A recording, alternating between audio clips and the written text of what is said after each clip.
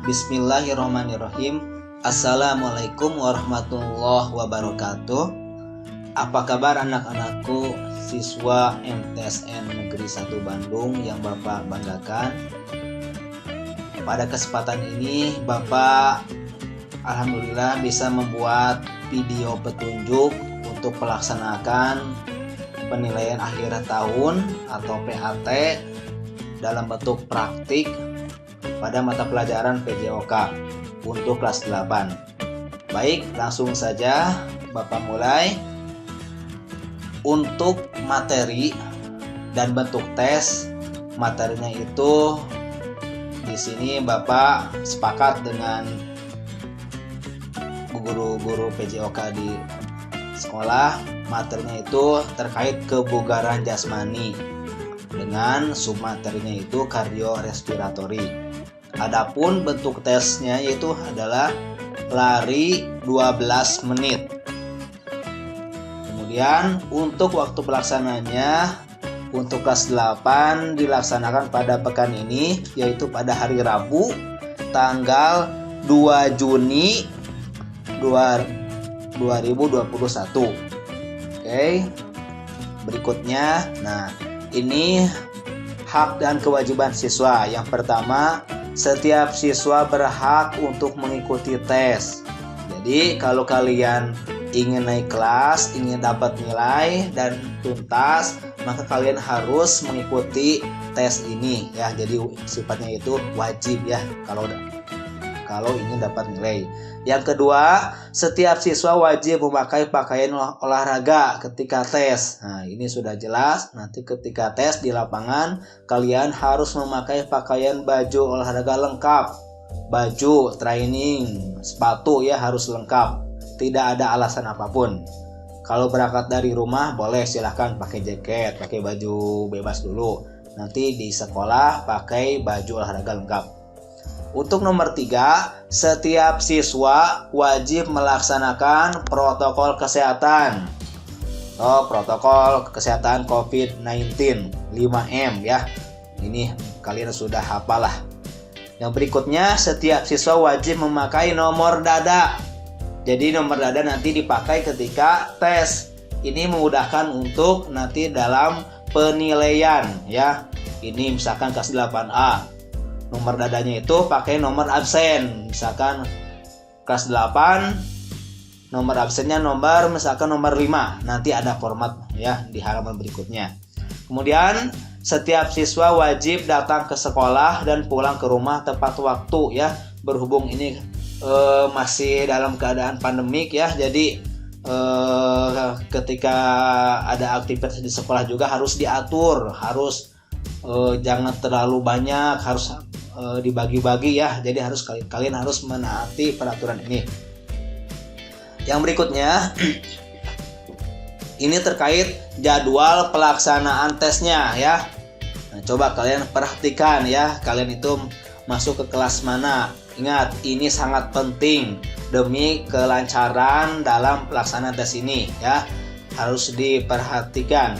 Nah, di sini ada kelas 8A dan 8B. Itu kebagian jadwal jam 7.30 sampai jam 8.15. Kurang lebih waktu tesnya itu 45 menit. Insya Allah kalau kaliannya tertib, disiplin, ini akan cukup ya. Nah, kemudian 8C, 8D jam 8.15 sampai jam 9. Kelas 8E dan 8F masuknya itu tesnya jam 9 sampai jam 9.45. Sampai terakhir kelas 8K nanti tesnya itu jam 11.15 sampai jam 12. Nah, di sini ada catatannya, setiap siswa ya wajib datang 10 menit sebelum jadwal tes. Nah, jadwal tesnya mana? Ini yang tadi yang di tabel ya. Ini yang di sebelah kiri. Ini ada jadwal tesnya. Jadi 10 menit sebelum jadwal tes harus sudah tiba di lapangan ya. Harus sudah siap ya memakai baju olahraga, ini penting. Yang berikutnya, nah ini tadi ya. Jadi setiap siswa wajib memakai nomor dada. Adapun formatnya itu bisa dilihat di sini. Yang pertama dari bahannya dulu. Bahan itu terbuat dari karton atau buku gambar atau bekas dus juga bisa, tapi lebih baik pakai buku gambar ya yang warnanya cerah ya. Kemudian panjang lebarnya itu panjang 20 cm, lebar 15 cm. Nah, seperti gambar berikut ini ya. Di sini juga ada ya lingkaran kecil ya. Ini untuk dikalungkan. Jadi nanti dikalungkan ke leher. Kalau tidak dikalungkan boleh pakai peniti lah di baju, nanti boleh silahkan ya. Yang jelas ini nempel di dada kalian. Yang berikutnya, nah ini hurufnya itu ditulis ya dengan huruf atau dengan tinta yang warna gelap atau hitam ya. Sesuai gambar ini ya. Kartonnya atau bahannya cerah, hurufnya itu berwarna gelap atau hitam ya. Oke, next berikutnya. Nah, ini petunjuk pelaksanaan tesnya. Silahkan kalian amati dulu di sini. Ini denahnya itu lapangan sekolah ya, lapangan sekolah yang ada di MTSN 1 Bandung.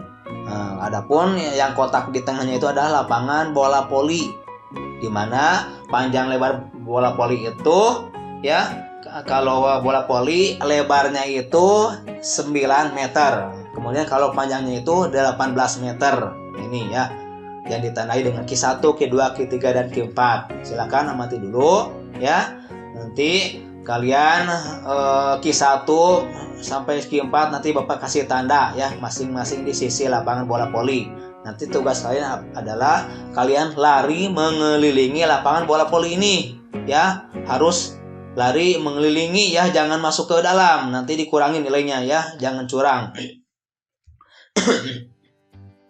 Larinya ya, ini ada tanda panahnya sudah jelas.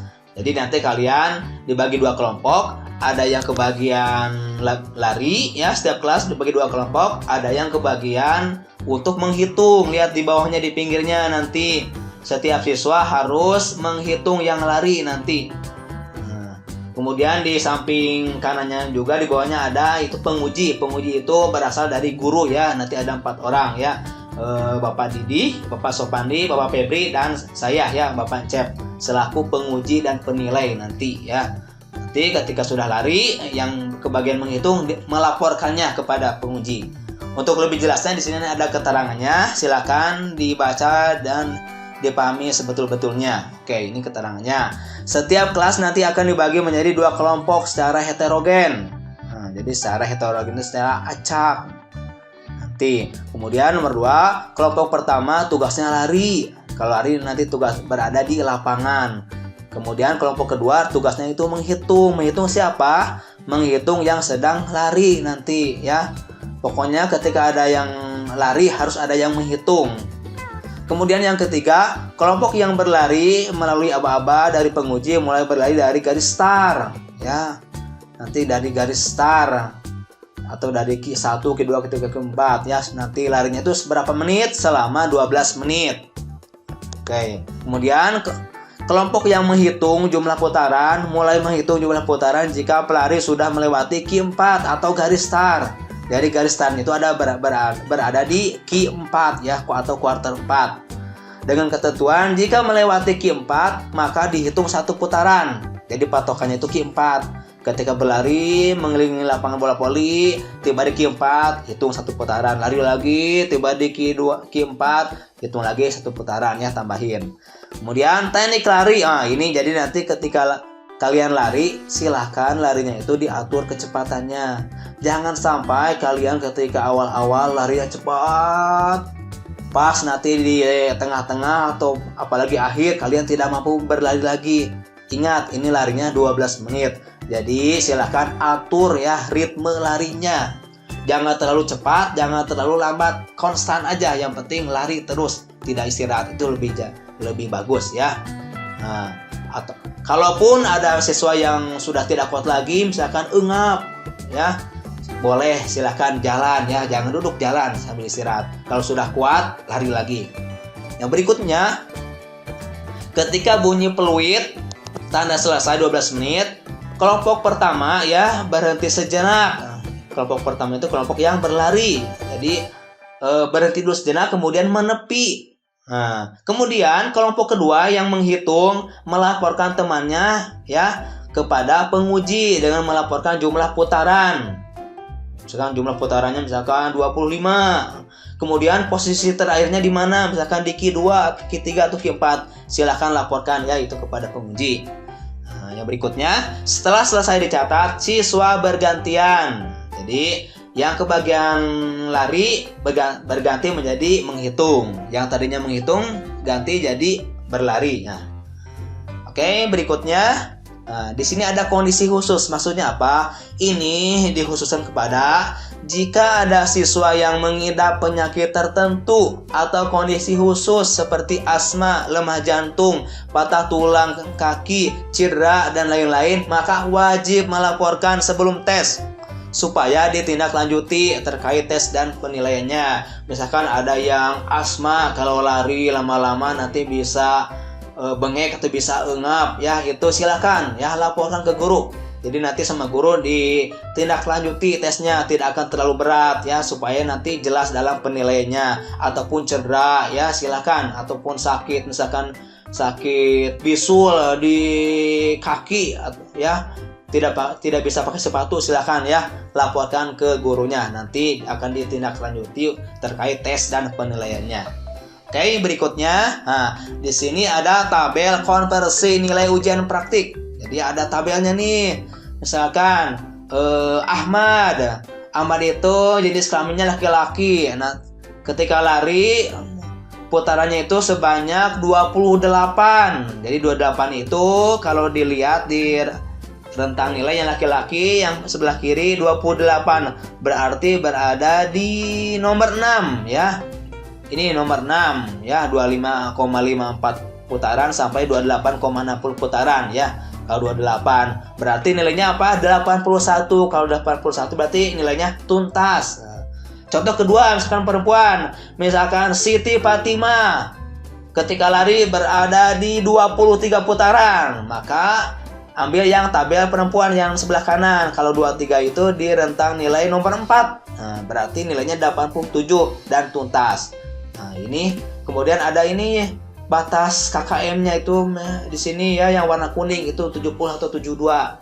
Nah, kalian tidak boleh kurang dari, kalau yang laki-laki tidak boleh kurang dari 16 putaran. Kalau perempuan kurang 14 putaran, itu berarti tidak tuntas. Oke. Ya, nanti kalian bisa dibaca ini ya. Nah, berikutnya, oh iya, terima kasih ya. Jadi mudah-mudahan nanti ketika hari H-nya, hari Rabu, kalian semua bisa diberi kesehatan, diberi kelancaran dalam melaksanakan tes ini, sehingga kalian tesnya lancar dan dapat nilai yang memuaskan. Oke.